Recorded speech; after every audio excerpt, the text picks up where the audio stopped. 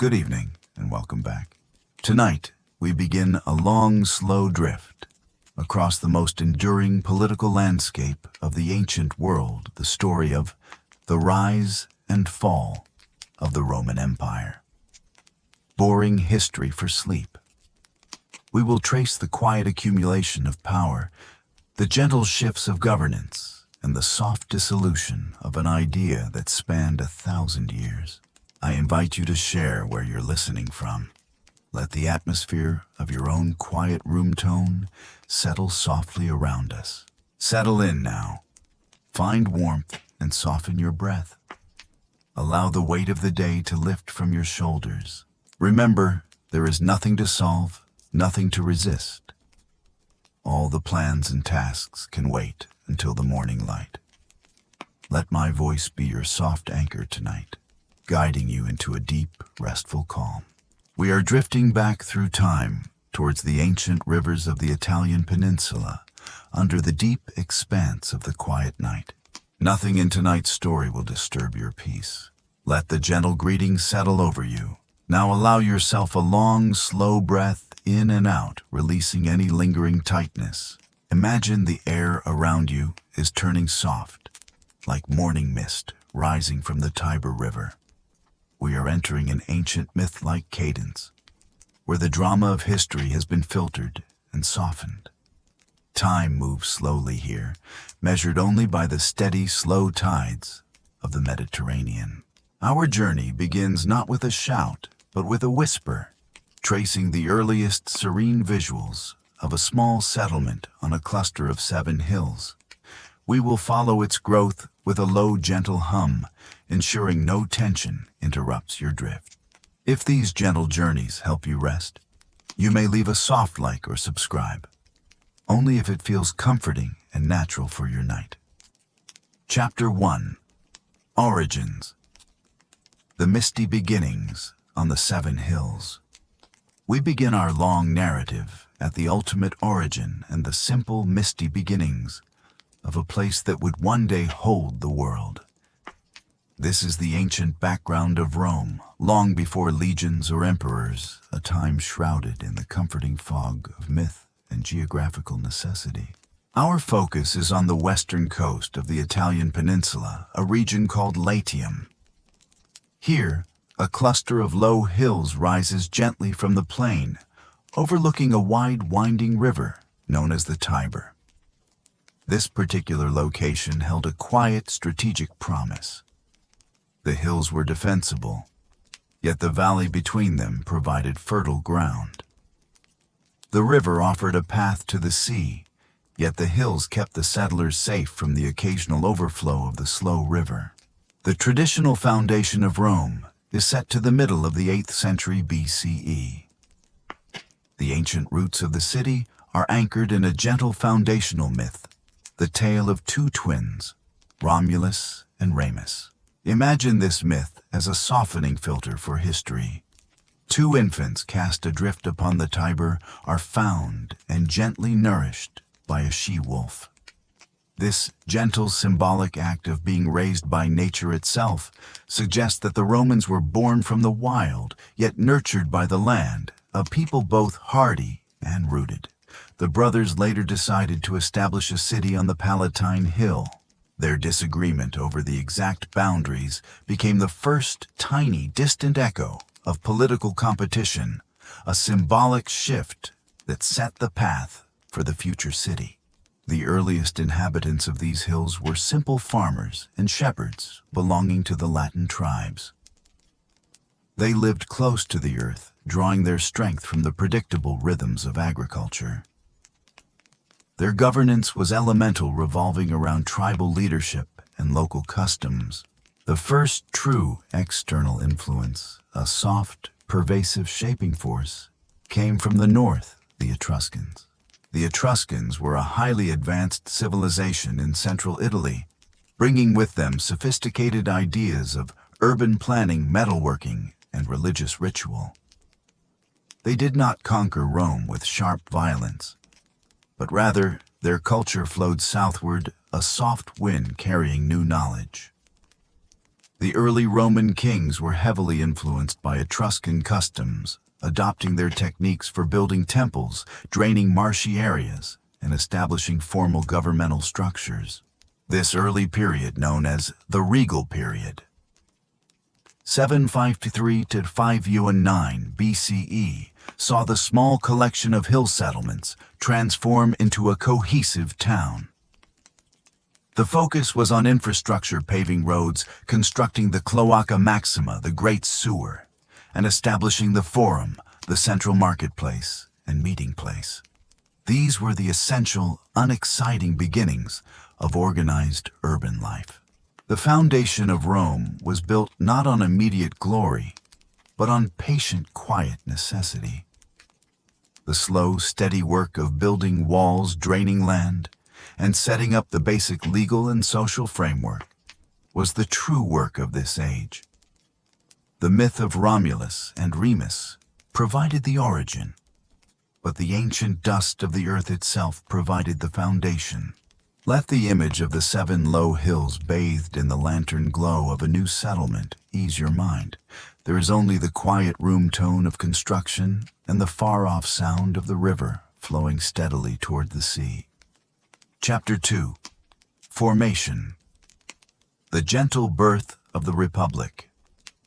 The regal period, guided by the subtle influence of the Etruscans, came to a natural close around 509 BCE. The formation of Rome truly began with the quiet transition from a kingship to a republic. This was not a fierce uprising, but a gradual, deliberate shift in governance, establishing the foundational structures that would define Rome's long life.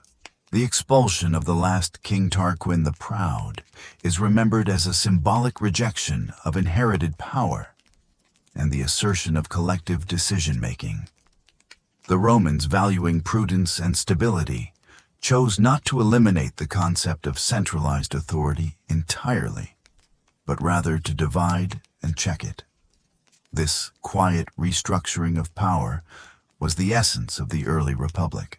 The central feature of this new system was the division of authority among magistrates, and the most important being the 2 consuls.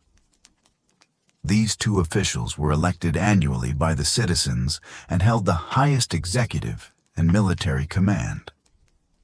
This dual authority ensured that no single person could accumulate too much power, embedding a crucial element of self-correction into the core of Roman governance. Parallel to the consuls, the Senate, composed primarily of elder statesmen and former magistrates, emerged as the chief advisory body. The Senate did not technically possess legal power to create law, but its authority lay in its immense prestige and moral influence, auctoritas. The Senate provided the deep, slow, contemplative continuity of the state, ensuring that policy flowed with the steady rhythm of tradition. The early republic's formation was also defined by a long, gentle internal dialogue between the 2 social classes, the patricians, the aristocratic landowning families, and the plebeians, the common citizens. This struggle, known as the conflict of the orders, was not a time of sharp, destructive internal conflict, but a centuries-long process of gradual integration and political compromise. The plebeians, using the peaceful, firm tactic of secession, temporarily withdrawing from the city and refusing to participate in military service, slowly gained crucial rights. They established their own representatives, the tribunes, who held the power to veto actions of the magistrates, a crucial safety valve within the system. The most important legal development to emerge from this internal dialogue was the creation of the 12 Tables, c. 450 BCE. This was the first codification of Roman law, inscribed onto bronze tablets and publicly displayed in the Forum. This simple act ensured that the law was fixed, visible, and applicable to all citizens, moving the governance of Rome from arbitrary tradition to a predictable, written system. This gradual, non-violent political evolution allowed the young republic to develop immense internal cohesion. The Roman citizen was bound to the state not by the whim of a king, but by a structured, predictable system of laws and shared responsibilities. This formation was the deep, quiet work of statecraft, built not of massive stone monuments like Egypt or Babylon, but of legal precision and political balance. This focus on law and collective duty would be the invisible strength that allowed the small city to embark on its long, quiet journey of expansion. Chapter 3. Early Journeys. The quiet expansion of Italia. The Roman Republic, grounded in its laws and stable political formation, was now ready to embark on its early journeys. This phase, roughly 500 to 264 BCE, was characterized by a slow, soft movement outward from the Seven Hills, not as a sharp, sudden conquest, but as a patient, methodical assertion of dominance over the Italian peninsula. The earliest journeys were driven by necessity, securing food, establishing safe trade routes, and defending against their immediate neighbors, the Latin tribes, and the remaining Etruscan cities. Rome treated these early encounters as less about permanent subjugation and more about alliance and integration. The key to Rome's success in this period was the unique system of federation it developed. When Rome overcame a neighboring city, the city was not destroyed or enslaved. Instead, Rome quietly extended varying degrees of citizenship and rights to the conquered populations. Some cities were granted full Roman citizenship, while others received Latin rights, allowing them to trade and marry Roman citizens. These were the gentle mechanisms of absorption. Imagine Rome's growing power as a ripple effect across a calm pond. Each city brought into the fold became a loyal ally bound to Rome, not by fear, but by the promise of shared stability and the opportunity to share in the eventual gains of expansion. This system allowed Rome to draw upon a vast pool of manpower and resources, effectively turning former rivals into loyal components of the expanding state. This journey was occasionally interrupted by moments of stress, but even these served to reinforce Rome's resilience. The most significant of these was the Gallic sack of Rome in 390 BCE. While later accounts describe a terrifying episode in our calm history, we see it as a distant echo, a momentary interruption when Celtic tribes from the north breached the walls. The event was a brief setback, quickly followed by the Romans rebuilding their city with renewed vigor and solidifying their defensive strategies.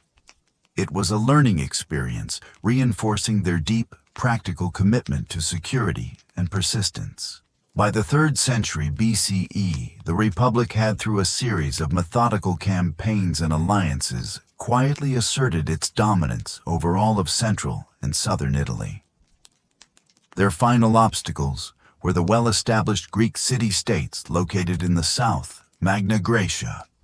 Rome's integration of these sophisticated coastal cities was a crucial cultural exchange.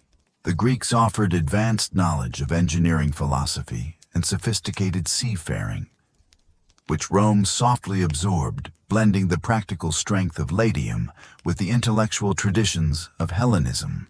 The consolidation of Italia was a lengthy, unhurried project, completed primarily through gentle negotiation and the consistent application of Roman law and organization.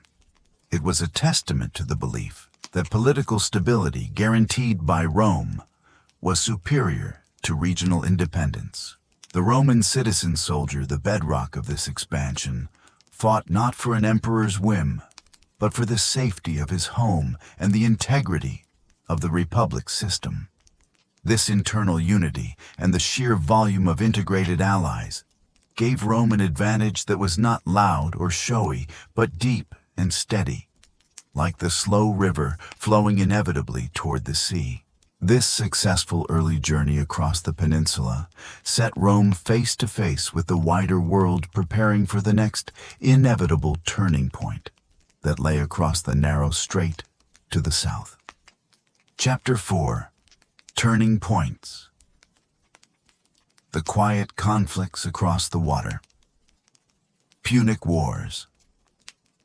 The gentle consolidation of Italia was complete, and the Roman Republic, unified and well-organized, now faced its first great turning point, a shift that would force Rome from a regional power into a Mediterranean-wide force. This transformation was carried across the water by the Punic Wars 264 to 146 BCE, a series of long, profound, yet softened conflicts against the city of Carthage. Carthage, located across the sea in North Africa, was a vast, ancient, and highly successful maritime empire. Their power rested on trade and naval strength, making them the quiet master of the Western Mediterranean.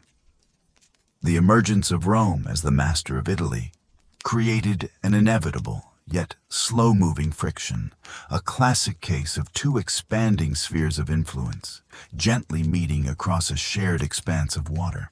The First Punic War 264 to 241 BCE began quietly over control of the island of Sicily. Rome, traditionally a land power, was forced into a massive and costly naval effort.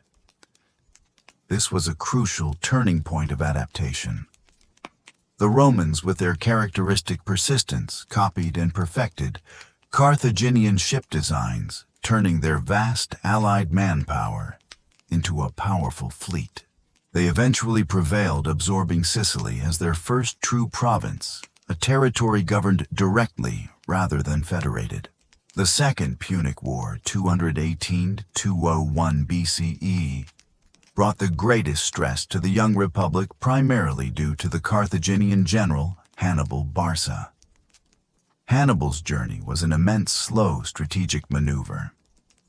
He led his forces, including war elephants, on a long, arduous march across the Alps into Italy. This was a time of immense internal stress. But in our calm history, we view this period as a symbolic challenge to the Roman idea of stability. Hannibal remained in Italy for over a decade, but he failed to break the fundamental formation of the Roman Republic. Rome's strength lay not in its individual battles, but in the unwavering loyalty of its Italian allies, the legacy of the generous citizenship policy developed in the early journeys. The foundation held firm. The final decisive turning point came through the Roman general Scipio Africanus. Scipio, instead of trying to dislodge Hannibal directly, took the calculated strategic step of carrying the conflict to the Carthaginian homeland. This forced Hannibal's return and led to the Roman victory at the Battle of Zama. The Third Punic War, 149 to 146 BCE, was the quiet final dissolution of Carthage. The city was systematically dismantled and absorbed. The legacy of the Punic Wars was profound. Rome emerged as the undisputed master of the Western Mediterranean. However, this success also ushered in deep, softened historical shifts within Roman society. The long years of constant service away from their farms and the immense influx of wealth and slaves led to a gradual internal restructuring of the social fabric, slowly pulling the Republic away from its original ideals of small, independent landowners.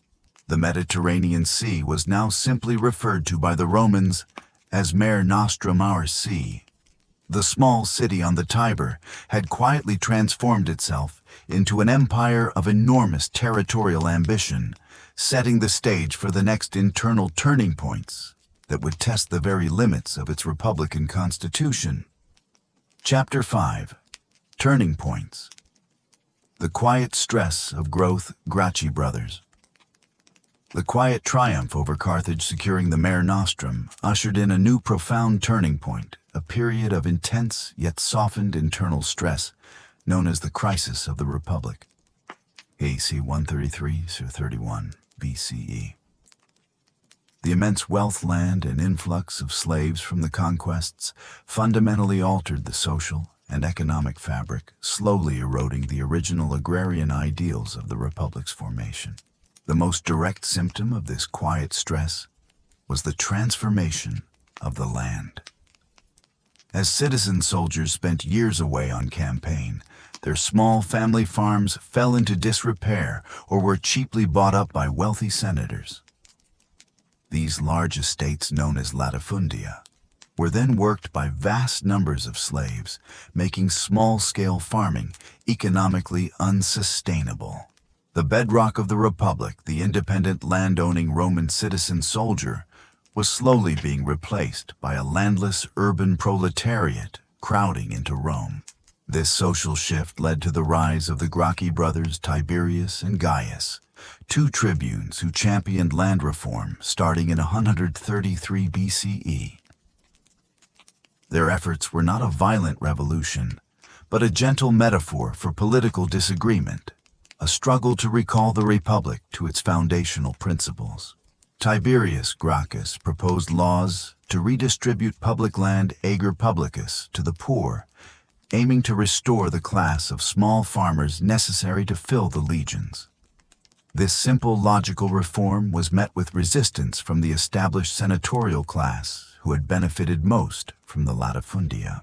The resulting political conflict was a softened historical shift revealing the limitations of the Republican Constitution.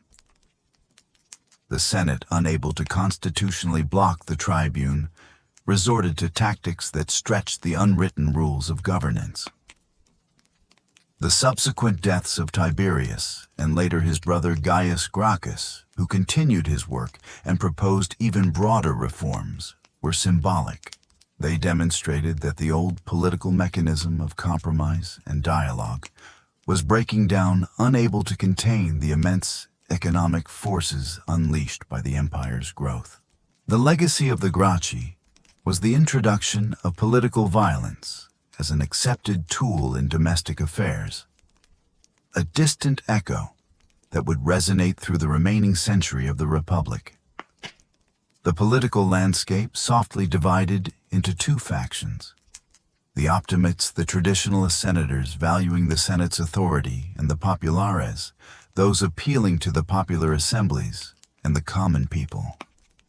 This division was not one of sharp ideology, but one of tactical approach to governance. The stress also manifested in the military. As landless citizens could no longer qualify for the army, which required property ownership, the general Gaius Marius enacted a quiet, profound reform. He opened the legions to all volunteers, promising them land and loot upon discharge. This evolution transformed the army from a citizen militia loyal to the Republic into a professional force loyal to its general. A quiet but definite turning point that effectively privatized the military. The Republic, once defined by its balanced laws and shared duty, was slowly entering a period where individual ambition and the loyalty of the professional army began to outweigh the collective authority of the Senate and the consuls. The warm breath of its original ideals was fading, replaced by the low embers of personal power struggles. Chapter 6. Turning Points. The Rise of the Warlords. Marius and Sulla. The quiet, internal stress initiated by the Gracchi brothers rapidly escalated into the next great turning point, the era of the powerful generals who learned to harness the professional loyal armies created by Gaius Marius. This period, 107-78 BCE, saw the breakdown of the constitutional checks and balances driven by individual ambition and the willingness to use the army for political gain. Gaius Marius, a novus homo new man who lacked the deep aristocratic roots of the Senate, was a defining figure in this gentle but firm shift. His key contribution, the professionalization of the army, was not intended to disrupt the Republic, but to solve a manpower crisis. Yet this evolution subtly transferred the source of political power from the forum to the military camp. Soldiers now looked to their general for their retirement security land grants, creating a personal bond that transcended loyalty to the distant Senate. The next pivotal shift involved Marius's younger contemporary and rival, Lucius Cornelius Sulla. Sulla was a masterful general who, after securing victories in the east, calmly marched his legions on Rome itself, a previously unthinkable act, violating the ancient tradition that prohibited armies from entering the sacred city boundaries. This symbolic act was a softening filter for future political violence. It demonstrated that the army could be used as a political instrument against the state itself. Marius and Sulla engaged in a series of struggles, a period of intense political conflict, which in our narrative we interpret as distant echoes of constitutional failure. Sulla eventually emerged victorious. His subsequent actions were a profound, though temporary, turning point, intended to restore the old republican order. Sulla was appointed dictator in ancient constitutional office, traditionally reserved for brief, dire emergencies. Sulla, however, used the position not just for defense, but to systematically reform the republic.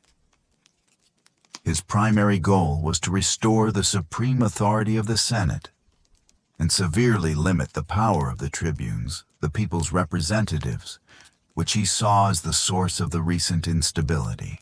Sulla also utilized prescriptions, a calm, methodical process of publishing lists of political opponents who were declared enemies of the state and whose property was confiscated.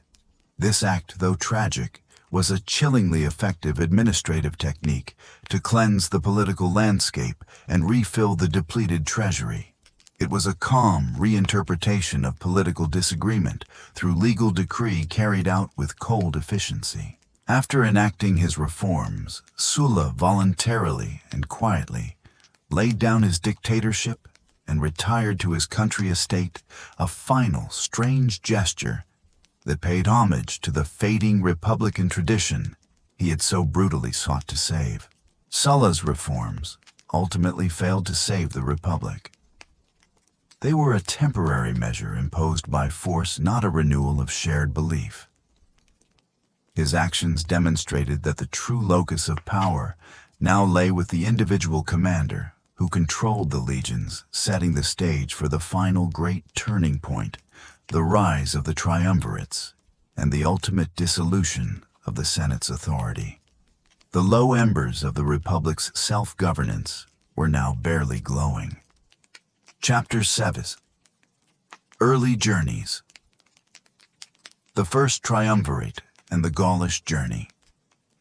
The quiet failure of Sulla's attempt to restore the Senate's absolute power left the Republic vulnerable to individual ambition.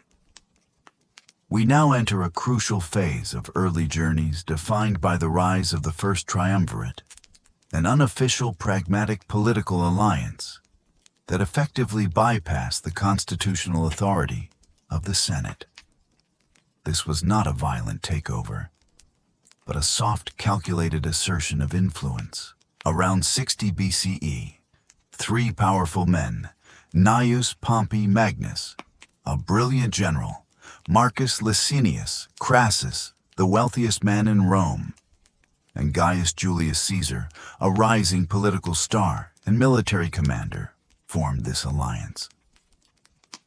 They agreed to support each other's political goals using their combined wealth, military prestige, and popular support to guide the Republic's actions.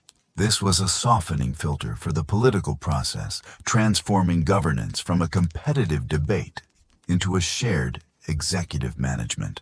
The most significant early journey of this period was the expansion into Gaul, modern France, led by Julius Caesar. Caesar, leveraging his triumvirate allies, secured the governorship of Gaul and began a systematic, methodical campaign of conquest. Imagine Caesar's army moving with gentle footsteps across the vast, misty landscapes of Western Europe. The campaign, which lasted from 58 to 50 BCE, was a profound military and logistical undertaking. We view these years not as a period of sharp conflict, but as a relentless, quiet accumulation of territory and resources. Caesar's detailed accounts of his campaigns, the Commentarii de Bello Gallico, were not just military reports.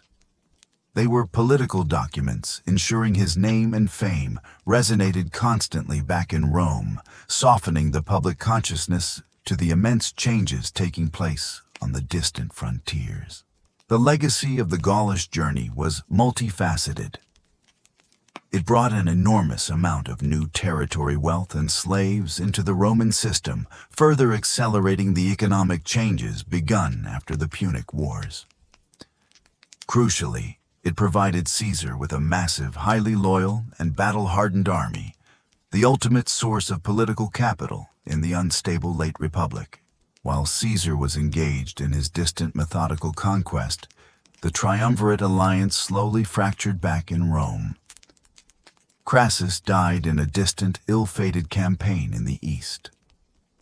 The bond between the remaining two giants, Caesar and Pompey, began to dissolve.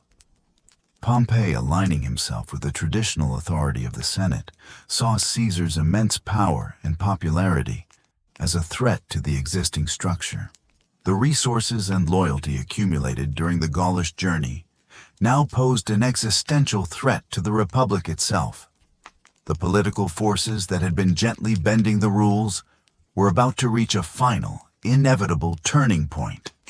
The soft wind of political maneuvering was about to turn into a full-fledged gale focused entirely on the loyalty of the legions. Chapter 8. Turning Points.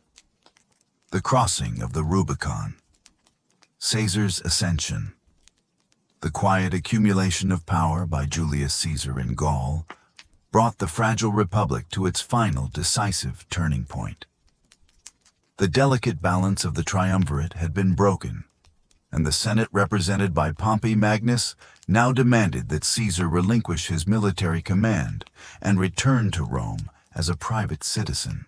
The tension, though immense, unfolded slowly, like a soft wind gathering momentum before a change in weather. The Senate feared Caesar's immense popularity, his wealth, and most critically, the unwavering loyalty of his legions.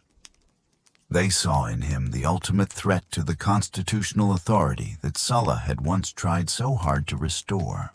The moment of irreversible shift occurred in 49 BCE. The Senate declared Caesar an enemy of the state. He stood at the Rubicon River, a small stream marking the boundary between his province of Cisalpine Gaul and Italy proper. Ancient law forbade any general from bringing his army across this line into Italy without the express permission of the Senate. Caesar's decision to cross the Rubicon was the ultimate symbolic turning point, a softened historical shift that ended the Republic forever. It was not an act of immediate sharp violence, but a profound constitutional violation that carried the inescapable weight of civil war.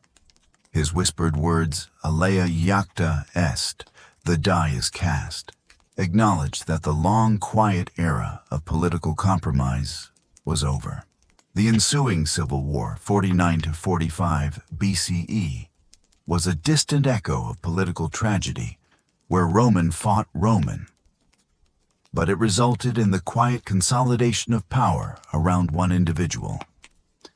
Pompey and the senatorial forces eventually retreated eastward, unable to match the speed and fierce loyalty of Caesar's veteran legions.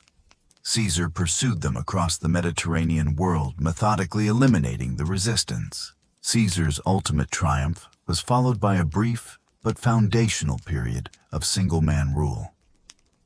He was appointed dictator for an indefinite term, effectively holding all executive, legislative, and military power. His reforms were a quiet, administrative attempt to stabilize the shattered republic. He granted citizenship to provincials, reformed the calendar, creating the Julian calendar, and oversaw massive public works. However, Caesar's open rejection of the republican ideal, his acceptance of near monarchical power, was unacceptable to the traditionalist senators. Their response was the final tragic softening filter of the Civil War era. The assassination of Caesar in 44 BCE on the Ides of March was intended to restore the Republic, but it merely plunged Rome back into a deeper, more profound political conflict. The senators' action failed to save the Republic. Instead, it confirmed that power now belonged only to those who controlled the professional armies and could effectively manage the vast, complex, and restless Mediterranean world. The political energy of Rome had shifted irrevocably from the Senate to the individual, leaving the low embers of republican governance finally extinguished. Chapter 9. Formation. The Second Triumvirate and the Quiet Revenge. The assassination of Caesar, intended to restore the Republic, only intensified the political fragmentation, leading swiftly to the formation of the Second Triumvirate in 43 BCE. This was a formal state-sanctioned pact among three men: Octavian Caesar's adopted heir, Mark Antony Caesar's most powerful lieutenant, and Marcus Lepidus, a prominent general and supporter. This alliance marked a crucial phase in the formation of the imperial state. Unlike the first unofficial triumvirate, this one was established by law, with the explicit mandate to restore order and punish Caesar's assassins. This was a softening filter for institutionalized political violence, carried out through a calm, methodical process of proscriptions, official declarations, listing opponents whose property was seized. This administrative purge effectively eliminated the last true Republican leaders and refilled the war chests. The triumvirate's primary early journey was the pursuit of the assassins Brutus and Cassius, which culminated in the battles of Philippi 42 BCE. These encounters, though a final distant echo of Republican resistance, were methodically managed by the triumvirate's superior military force, securing their dominance over the Roman world. With the common enemy defeated, the triumvirate calmly divided the vast Roman domain among themselves.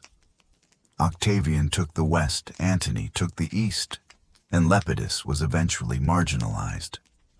The vast territories, resources, and legions were now carved up under the control of two individuals. This division was the key formation event, leading to the eventual empire. Antony, managing the wealthy and Hellenized East, entered into his famous strategic partnership with Cleopatra VII of Egypt. This alliance was not merely a romance. It was a political evolution aiming to unify the resources of the East and create a stable, sophisticated power base governed from Alexandria. Meanwhile, Octavian remained in the West, systematically consolidating his power and presenting himself to the Roman populace not as a radical dictator, but as the quiet restorer of traditional Roman order and piety. He focused on ensuring the grain supply to Rome and stabilizing Italy, patiently building his political legitimacy and contrasting his quiet traditional demeanor with the opulent Eastern style of Antony and Cleopatra. The tension between these two remaining giants grew slowly, a quiet, inexorable force, like the slow tides meeting in a narrow strait. The rivalry was expertly framed by Octavian as a clash between the traditional Roman values of the West and the exotic, corrupting influences of the Hellenistic East. The stage was set for the final, ultimate turning point, the moment where the Republic, having been stretched and pulled between powerful individuals for decades, would finally yield to the inevitable rule of a single man. The two dominant figures, representing the vast wealth and manpower of the Roman world, were about to engage in the final defining contest. Chapter 10. Formation. The dawn of the Princeps Augustus. The final conflict between Octavian and Mark Antony culminating in the defeat of their combined forces at the naval battle of Actium in 31 BCE, was the absolute turning point that ended the Republic's long, slow decline. We view Actium not as a sharp, tense battle, but as the inevitable final distant echo of the Roman civil wars. With Antony and Cleopatra defeated and dead, Octavian stood as the sole, unchallenged master of the entire Roman world. His task was monumental to transform a weary, volatile republic, torn by a century of internal strife, into a stable, enduring state, a massive act of formation. Octavian was a master of political subtlety. He understood that the Roman people, exhausted by conflict, craved stability, but that the powerful aristocracy still clung to the idea of the republic. Therefore, the new government he established was a masterpiece of political softening, a process that unfolded slowly and deliberately over decades. In 27 BCE, Octavian publicly and humbly offered to resign all his extraordinary powers and restore the republic to the Senate. The Senate, in turn, conferred upon him immense yet constitutionally legal authority. This act was the most brilliant softening filter in Roman history. He was granted the title Augustus, Revered One, and became the princeps, meaning first citizen. The system Augustus established was called the Principate. It was not a monarchy in name, but in practice. He retained the command of the most important provinces, and thus the allegiance of the professional army, held the title of proconsul governor over vast territories, and was granted the authority of the tribune power to veto. He was careful to ensure that the old republican institutions, the Senate, the consuls, the popular assemblies, continued to meet function and pass laws, giving the illusion of traditional governance. The true formation of the empire lay in this deep, quiet lie. Power was concentrated in one man, but always masked by republican tradition and constitutional legality. The vastness of the empire now flowed from the authority of the princeps. Augustus focused intensely on moral and social reform, aiming to restore the traditional Roman virtues of piety, discipline, and frugality, the warm breath of the early republic's ideals. He undertook a massive public works program, famously claiming he found Rome a city of brick and left it a city of marble. This public building ensured employment, improved infrastructure, and visibly demonstrated the peace and prosperity that flowed from his rule. This era, the start of the Pax Romana Roman peace, was the quiet reward for the century of civil war. It was a time of immense internal stability and economic flourishing. Trade flowed freely across the entire Mediterranean, protected by the loyal legions. The slow tides of prosperity reached all corners of the vast dominion. The formation of the empire under Augustus was an act of profound, subtle wisdom. He successfully transformed the chaotic, competitive energy of the Republic into the predictable, centralized stability of the empire, securing Rome's dominance for centuries to come. The gentle footsteps of the first citizen had secured a global domain. Chapter 11. Early Journeys. The quiet expansion of the Pax Romana. The foundations of the empire, gently laid by Augustus with the title of princeps, led to the longest and most profound phase of early journeys, the 2 centuries known as the Pax Romana, or Roman Peace 27 BCE, 180 CE. This was a period characterized not by sharp conquest, but by the quiet, systematic expansion of Roman law, infrastructure, and culture throughout the vast Mediterranean world. The military, now a professional standing force loyal to the emperor, was primarily deployed along the vast frontiers, the Rhine, the Danube, and the eastern desert boundaries. These legions served as a constant stabilizing presence, ensuring that the slow tides of prosperity and trade could flow safely within the empire's boundaries. The journeys of these legions were long, unhurried patrols, their gentle footsteps marking the edges of the civilized world. The true expansion during the Pax Romana was administrative and infrastructural. Roman law, standardized and organized, was slowly extended across all provinces, providing a predictable framework for commerce and governance. This legal standardization was a softening filter for the enormous cultural diversity within the empire, allowing local traditions to persist while benefiting from a unified system of justice. Infrastructure became the visible legacy of this peace. The Romans undertook immense methodical projects. Roads, a vast network of paved roads, stretched across thousands of miles, ensuring swift communication for the military messengers and, most importantly, merchants. These roads were the quiet veins of the empire, allowing the warm breath of Roman goods and ideas to reach distant towns. Aqueducts, massive stone aqueducts brought reliable clean water to every major city and military camp. This focus on public health and engineering demonstrated the practical, unexciting utility of imperial rule, improving the daily lives of millions. Urbanization, hundreds of new cities were founded or expanded across the provinces.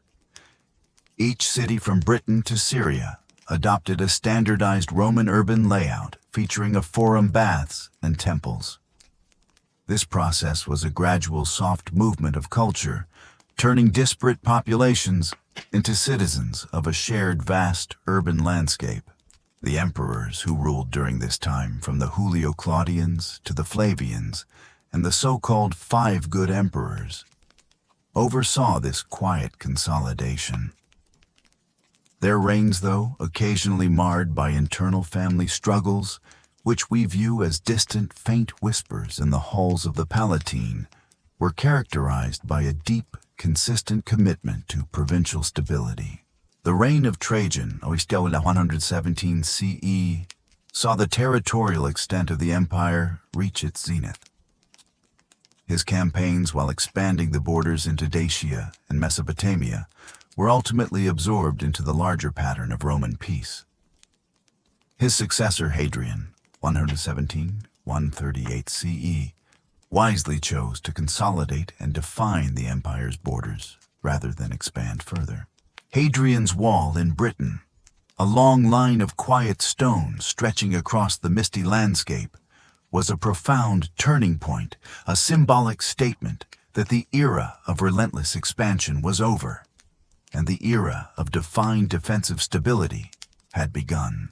The Pax Romana was the ultimate fulfillment of the Roman formation, a period where the machinery of the state worked with quiet efficiency, fueled by organized taxation, predictable law, and the unparalleled flow of trade.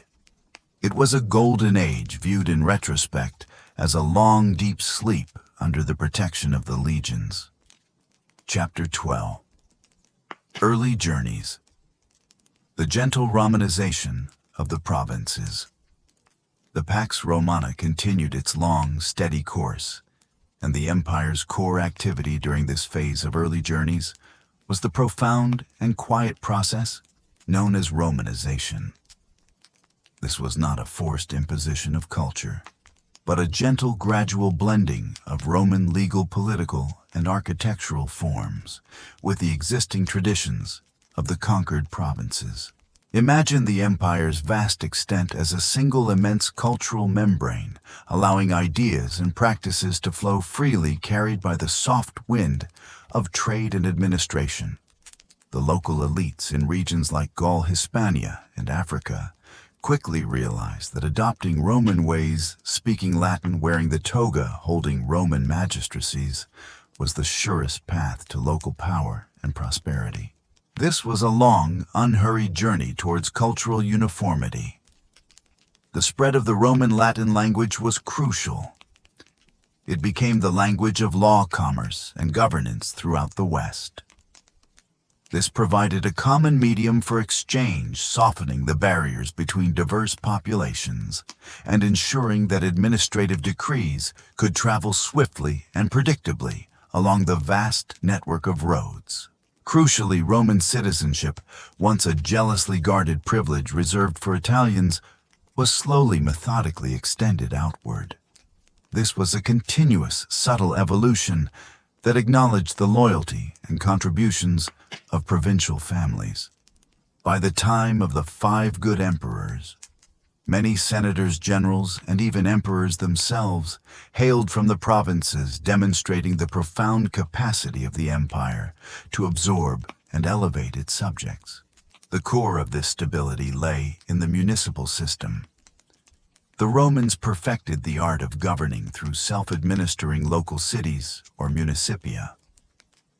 The central imperial government relied on the local city councils curia to collect taxes, maintain public works like baths and temples, and manage local justice.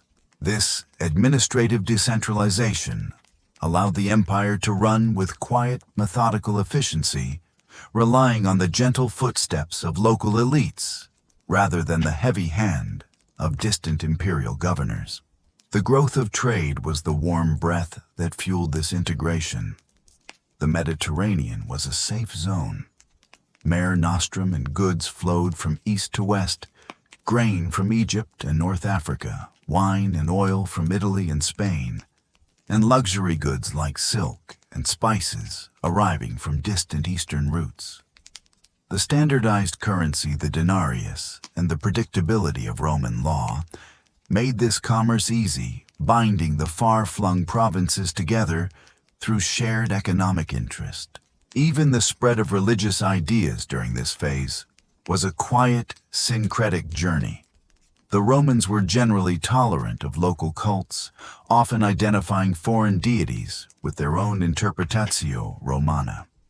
However, certain mystery cults from the East, such as the worship of Isis from Egypt and Mithras from Persia, spread throughout the legions and trade routes, finding homes in the quiet, dim corners of the empire. These religious ideas offered personal salvation and emotional comfort, appealing to individuals in ways that the official state-centric Roman pantheon often did not. The Pax Romana was, therefore, an immense, slow-moving tide of cultural assimilation, creating a sense of shared identity and peace that transcended linguistic differences. This sustained period of internal stability was the crowning legacy of the Augustan formation, allowing the empire to settle into a deep, long rest under the protection of the princeps. Chapter 13. Turning Points. The whisper of distress and the end of peace. The long, deep sleep of the Pax Romana began to stir towards its first profound turning point, a gradual, quiet transition from sustained peace to internal distress. This shift was not marked by external collapse, but by the subtle erosion of the internal structures that Augustus had so carefully designed. The first whisper of distress was succession. Augustus had established the Principate as a system where power was held by the first citizen, but he had failed to establish a formal, predictable rule of succession. The transition of power often devolved into internal political maneuvering within the imperial family and the Senate, creating distant echoes of the old republican conflicts. While the empire survived the occasional eccentric ruler, the uncertainty surrounding each succession slowly chipped away at the stable foundation.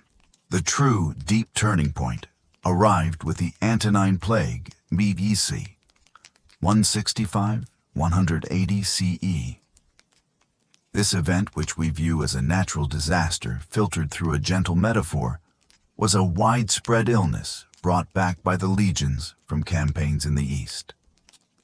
It was not a violent, sharp event, but a long, slow drain on the empire's immense population, reducing the available manpower for the legions, the farms, and the tax base. The plague's invisible reach was a profound disruption to the predictable rhythms of the Pax Romana. The external pressure also began to intensify, changing the nature of the legion's early journeys. Along the northern frontiers, the Rhine and the Danube, the movement of Germanic tribes became less about sporadic raiding and more about persistent, steady migration seeking to cross the established borders.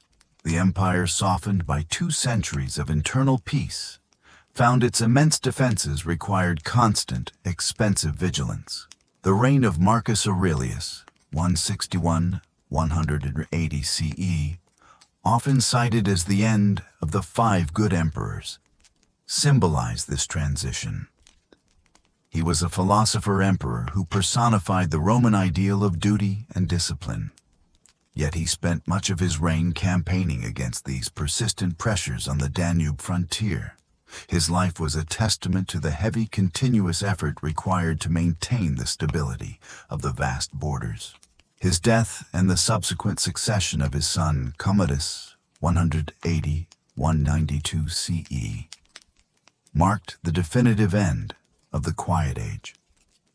Commodus's brief, eccentric reign, which we view as a misty recollection of imperial excess, plunged the empire into a period of uncertainty. When he was removed, the empire was quickly consumed by a renewed political conflict, a series of struggles between ambitious generals for the title of emperor. This quiet stress eventually led to the Year of the 5 Emperors, 193 CE, a softened historical shift that signaled the military's definitive seizure of power. The legions situated along the frontiers were now the ultimate source of authority. This confirmed the evolution begun by Marius centuries earlier.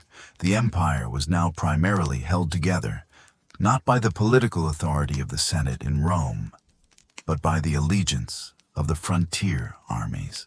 The 2 centuries of Pax Romana had created immense wealth and cultural integration, but the resulting internal weaknesses, succession struggles, demographic decline, and rising military reliance set the stage for the final, tumultuous turning points that lay ahead. The deep sleep was beginning to awaken into an age of continuous low-level stress. Chapter 14, Turning Points. The 3rd century, Crisis and the Barracks Emperors. The quiet distress that began with the plague now intensified into the most challenging turning point for the Roman world, the 3rd century crisis, 235–284 C. This period was defined by a rapid, intense, yet ultimately temporary decentralization of imperial authority, a profound softening filter on the very idea of Rome's monolithic power. This crisis was a confluence of sustained pressures, though acting as distant echoes of internal and external strain. The problem of succession. Following the murder of Emperor Severus Alexander in 235 CE, the system of succession completely dissolved. Over the next 50 years, the empire saw a rapid succession of over 20 recognized emperors, often lasting only a few years before being removed by their own troops. These figures, known as the barracks emperors, were generally capable frontier generals who were simply elevated to the throne by the legions. This was not chaos, but a relentless political conflict that flowed with the speed of army movements, demonstrating that control lay entirely on the frontier. External pressure. Along the borders, the Germanic tribes like the Goths and Franks and the newly aggressive Sasanian Persian Empire in the east realized Rome's internal weakness. The empire was forced into constant, expensive defensive posture along multiple simultaneous fronts. The legions vital for defense were now the primary drivers of internal instability, often fighting each other for control of the throne rather than uniting against external foes. Economic strain. The continuous need to fund and equip multiple armies led to a collapse of the imperial economy. Emperors often debased the currency, reducing the silver content to pay the troops, causing massive inflation. Trade, the warm breath of the Pax Romana, was severely disrupted by warfare banditry and the breakdown of the road network. This financial stress was a slow, deep drain that affected every part of the empire's administration. Temporary secessions. The immense pressures forced regions to temporarily assert local independence. For a time, the empire fragmented into three parts: the central Roman state, the Gallic Empire covering Gaul, Britain, and Hispania in the west, and the Palmyrene Empire covering Syria and Egypt in the east. This was a symbolic change where the sheer size of the empire temporarily exceeded the administrative and military capacity of the central government. Yet despite this profound stress, the empire did not collapse. The core legacy of Roman identity, its law, its language, and the deep shared belief in the Roman system held firm. The constant cycle of turning points confirmed that the fundamental structure was surprisingly resilient. The crisis eventually stabilized under the methodical, pragmatic leadership of emperors like Aurelian, restorer of the world, and Diocletian. They brought an end to the rapid succession, recognizing that survival required a completely new, more rigid, and centralized administrative system, far removed from the subtle principate of Augustus. The gentle, decentralized Roman state was over. The memory of the 3rd century crisis, though intense, became a quiet, profound lesson that the empire's immense size demanded absolute, unwavering, and visible central control. Chapter 15. Turning Points. Diocletian's reorganization and the divide. The severe, almost fatal stress of the 3rd century crisis necessitated a radical and profound turning point, a complete systemic overhaul of the empire's administration and structure. This enormous task was accomplished by Emperor Diocletian 284-305 CE, whose reforms were the final decisive action that ended the chaotic era. Diocletian recognized that the vast, complex empire was simply too large and too demanding for one man to govern effectively, especially given the constant, intense pressure along the distant frontiers. His solution was a calculated, deliberate break from the centralized formation of the Augustan Principate, the Tetrarchy, or Rule of Four. This was not an act of sharp division, but a measured administrative split intended to increase efficiency. Diocletian divided the empire into two halves, east and west. Each half was governed by an Augustus senior emperor and assisted by a Caesar junior emperor and designated successor. This system ensured that a senior emperor was always closer to the most troubled frontiers, the Rhine, the Danube, or the Persian border, and crucially provided a clear, managed line of succession, avoiding the chaotic armed struggles of the barracks emperors. Diocletian also enacted a series of economic and social reforms aimed at stabilizing the empire's foundation. He attempted to halt the destructive inflation caused by the crisis by issuing the Edict on Maximum Prices, a comprehensive list attempting to fix the cost of thousands of goods and services. While politically necessary to signal a return to order, this reform was met with resistance and difficulty, illustrating the immense economic forces at play. Administratively, Diocletian dramatically increased the size of the bureaucracy and the military, requiring immense funding. This led to his most lasting legacy, the reorganization of the provinces into smaller units grouped into dioceses, administrative units, which streamlined tax collection and local governance. This rigidity was a softening filter for the previously decentralized nature of the empire, creating a stable, though immensely expensive, imperial structure. Crucially, Diocletian chose to abandon Rome as the primary seat of imperial power.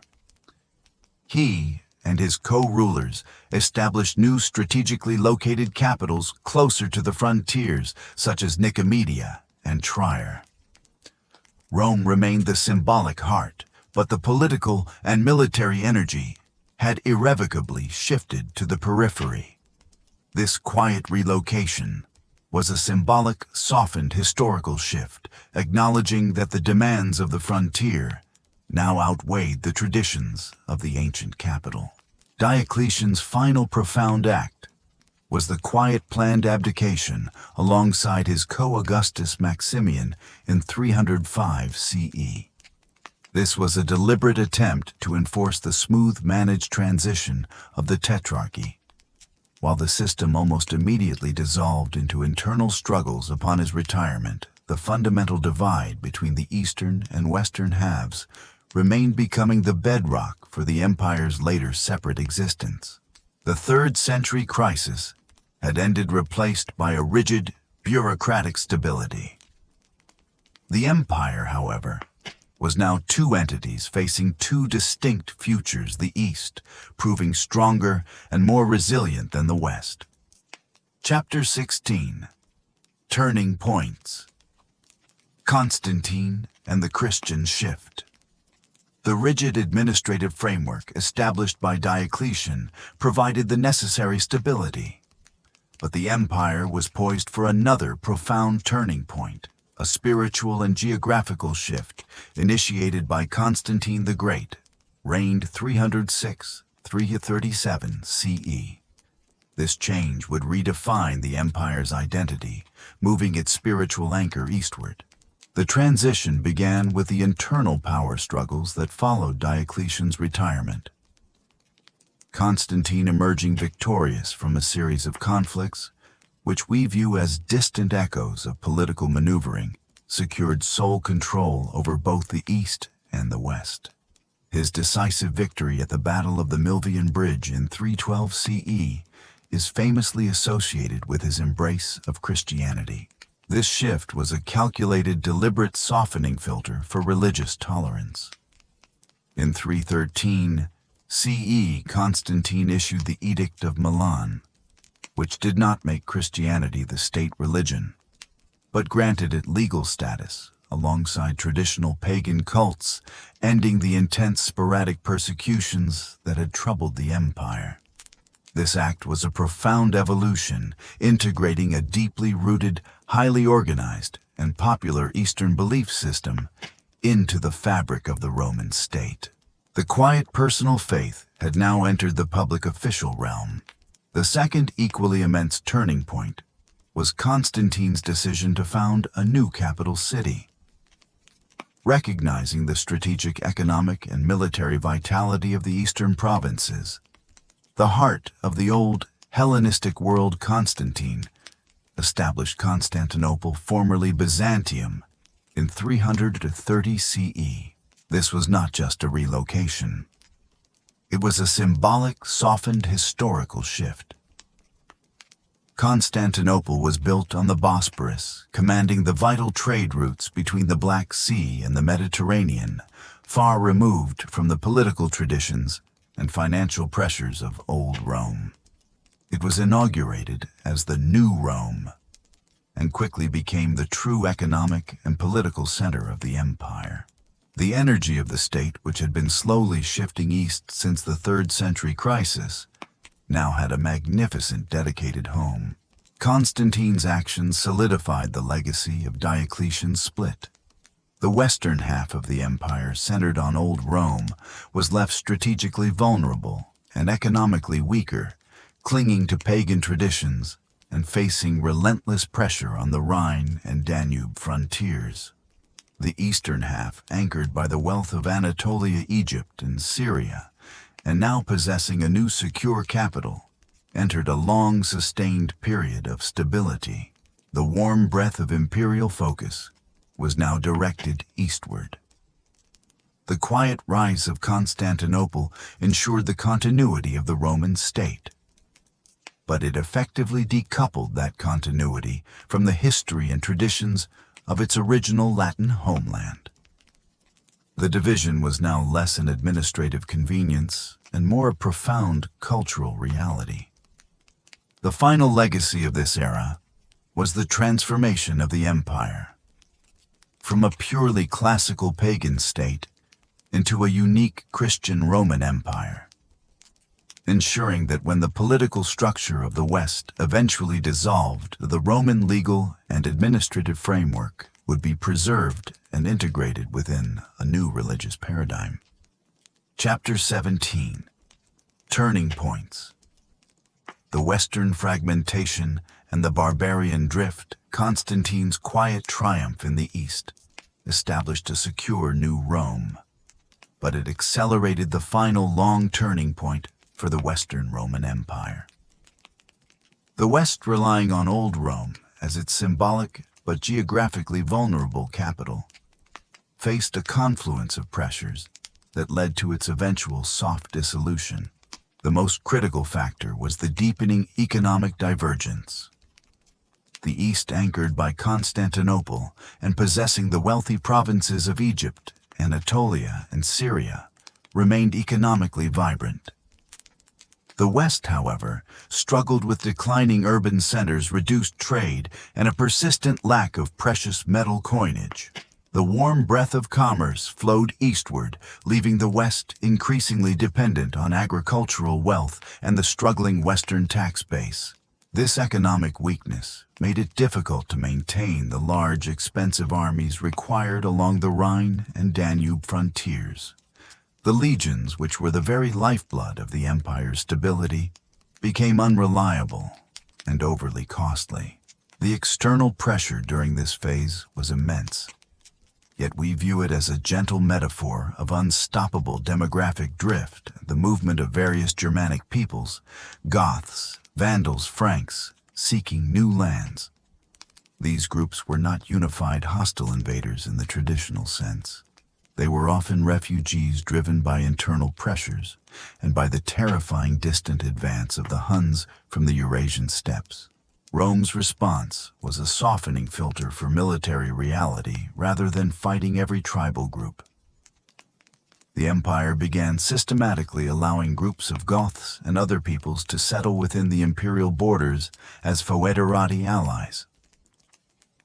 In exchange for land and provisions, these groups were expected to defend the border. This was a profound, quiet evolution. The empire was outsourcing its defense to the very peoples it was meant to keep out. This policy had a crucial, subtle consequence. It meant that the Western Roman military increasingly relied on and was led by Germanic generals. The Roman identity of the legions themselves dissolved. The power behind the Western throne was often not a Roman princeps, but a powerful Germanic military commander, magister militum, ruling through a puppet emperor. A significant, poignant turning point was the Battle of Adrianople in 378 CE. The Eastern Emperor Valens was defeated by the Gothic forces, while the Eastern Empire recovered the loss, demonstrated that the Goths were no longer merely barbarians seeking entry. They were capable of defeating a major Roman army in the field. The official split of the empire into permanent Eastern and Western halves in 395 CE, formalized under Theodosius, was less a separation and more an acknowledgement of this already existing reality. The West, brittle and economically constrained, was left to manage the increasing flow of settlers and the shrinking tax base alone. The history of the 5th century in the West became a series of misty recollections, the soft wind carrying the news of provinces being quietly detached from imperial control. Britain was abandoned, and the Vandals migrated through Gaul and Hispania to establish a kingdom in North Africa, cutting off Rome's vital grain supply. The infrastructure and rule of law did not vanish suddenly.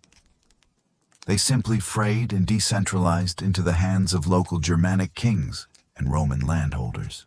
The long, slow descent of the Western Empire was a testament to the quiet power of demographic and economic stress over dramatic political upheaval. The foundations were not violently shattered. They simply eroded. Chapter 18. Legacy. The quiet dissolution of Western rule. The internal political landscape of the 5th century in the Western Empire was a long, slow exercise in soft dissolution. The power did not vanish in a single catastrophic turning point, but simply decentralized quietly, slipping from the hands of the emperors in Ravenna. The strategic capital chosen after Rome was deemed too vulnerable into the hands of the Germanic kings established within the empire's former borders. The key to understanding this final phase is the distinction between political rule and cultural identity. The Germanic leaders who now controlled Gaul, Hispania, and North Africa, such as the Visigoths, Vandals, and Franks, did not seek to destroy the Roman system. They sought to inherit it. They governed their new kingdoms using Roman administrative structures, Roman law, and often commissioned Roman officials and lawyers. They saw themselves as successors, not destroyers. The emperors in the West during this time were often puppets installed and removed by powerful magistri militum, master of soldiers, who were themselves of Germanic descent. This political charade continued clinging to the distant echo of imperial authority, even as the substance was gone.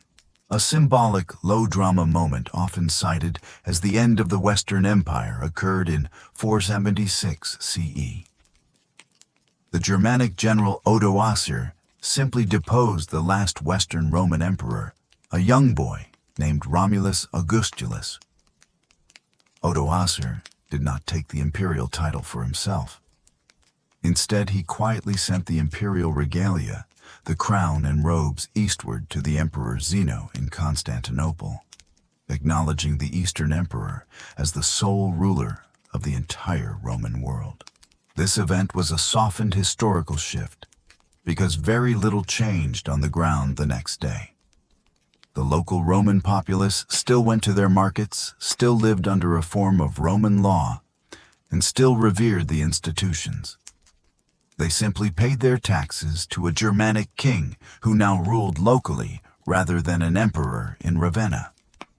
The Western Empire did not fall. It simply diffused and quietly transformed into a series of Germanic successor states. The true legacy of this dissolution was that the Roman infrastructure, its culture, and its spiritual framework were preserved through the Church. As the imperial political structure receded, the Christian Church, which had been steadily integrated since Constantine became the primary repository of Roman learning, Latin language, and administrative organization in the West. The Church, led by the Bishop of Rome, the Pope, became the lasting formation of stability in the fragmented West. The vast network of roads still existed. The Latin language still defined scholarship and administration, and the concept of a universal law still pervaded the collective consciousness. The Roman dream of order was not destroyed by violence. It was simply absorbed and transformed into the organizational foundation of medieval Europe. The long, slow journey of the West was over. The quiet stone of the ancient cities remained, providing the building blocks for the new kingdoms that arose from the ancient dust of the empire. Chapter 19. Early Journeys. The Byzantine continuity in the East. While the Western Empire experienced its slow, quiet dissolution, in the eastern half the Byzantine Empire continued its long, highly organized early journey, carrying the flame of Roman governance and culture forward for another 1,000 years. This was a profound legacy of stability and centralized rule. Constantinople, the new Rome, established by Constantine, proved to be an impregnable fortress, situated perfectly to control trade and withstand external pressures. The Eastern Empire possessed the wealthy provinces of the old Hellenistic world, Anatolia, Syria, and Egypt, ensuring a continuous stable tax base. The warm breath of commerce flowed freely, allowing the Byzantine government to maintain a large professional and well-funded army and bureaucracy. The Byzantine state perfected the art of sophisticated centralized administration, a quiet evolution from the rigid reforms of Diocletian. The bureaucracy was highly educated, focused on complex legal and financial management. This formation ensured that the imperial government was run not by the capricious will of generals, but by the predictable efficiency of the civil service. The greatest intellectual achievement of this Eastern journey was the codification of Roman law under Emperor Justinian. There reigned 527-565 CE. Justinian commissioned the Corpus Juris Civilis, body of civil law, a vast systematic collection and simplification of centuries of Roman jurisprudence. This was a methodical, unexciting process that preserved the most enduring legacy of the Roman state, its commitment to rational universal law, and transmitted it unbroken to the future. Justinian also embarked on ambitious early journeys of reunification, attempting to reclaim the Western territories that had dissolved into Germanic kingdoms. These campaigns, while achieving temporary success in North Africa and Italy, were costly and stretched the empire's resources. We view these endeavors as a final distant echo of the old universal Roman dream. The pervasive spiritual tone of the Byzantine Empire was the strong, centralized authority of the Orthodox Christian Church, which was intricately interwoven with the state. The emperor was viewed as God's representative on earth, ensuring that the spiritual and secular authority flowed from a single stable source in Constantinople. The grand architectural projects, such as the magnificent Hagia Sophia in the capital, served as quiet, powerful declarations of this unified power. The Byzantine Empire spent its long existence managing constant external pressures from the Sasanian Persians, and later the various emerging powers of the East. Its survival was a testament to the superiority of its geography, its wealth, and its refined administrative legacy. While the West fractured, the East maintained its structure, ensuring that the light of Roman civilization, though filtered through a Greek and Christian lens, continued to glow brightly for centuries, a lantern glow in the deep, distant night. This peaceful continuity in the East allowed the quiet, powerful legacy of Roman organization and law to be protected until the slow tides of time carried it back to influence the nascent kingdoms of the West. Chapter 20. Legacy. The long echoes of Roman order. We arrive at the final chapter of our long, slow journey. The Western political structure has dissolved, and the Eastern half continues to flourish in Constantinople. This final phase focuses on the enduring legacy of the Roman Empire, tracing the long, persistent echoes of Roman order that softly shaped the world we know today. The most profound legacy of the empire was the law. Preserved and codified by Justinian in the East, Roman law was rediscovered in the medieval West, becoming the foundation for the legal systems of nearly every modern European nation. The Roman concepts of property contracts, citizenship, and justice, the predictable structure of the 12 tables, and the later imperial decrees provided the essential framework for organized civil society. This legal framework was a gift of quiet, rational order to a chaotic world. The second great legacy was language. Even as the Western Empire fractured, the Latin language remained the lingua franca of scholarship, governance, and the church for over 1,000 years. It evolved regionally into the Romance languages, French, Italian, Spanish, Portuguese, Romanian, ensuring that the basic structure and vocabulary of Roman culture continue to flow in the soft wind of daily communication across Europe. The third, and perhaps most vital legacy, was the administrative framework of the Christian Church. The Church adopted the Roman provincial and diocesan structure, maintaining its hierarchical organization centered initially on the ancient political importance of Rome. As the imperial authority receded, the Church provided the formation of stability, preserving literacy, legal principles, and classical knowledge within its monasteries. The monasteries became the quiet repositories of Roman learning, glowing like lantern glows in the distant night. Furthermore, the Roman focus on infrastructure, the roads, the bridges, the aqueducts, did not vanish. Though poorly maintained in the West, they influenced engineering for centuries and physically determined the locations and development of countless modern cities. Every modern military and civil engineering project owes a quiet debt to the pragmatic early journeys of the Roman legions and builders. The legacy of the Roman Empire is not found in the sharp drama of its fall, but in the pervasive, unexciting structure of its enduring institutions. The empire did not die suddenly. It underwent a profound, gradual evolution, its administrative soul migrating eastward to Constantinople, and its cultural, legal, and spiritual soul merging into the foundations of the Western kingdoms.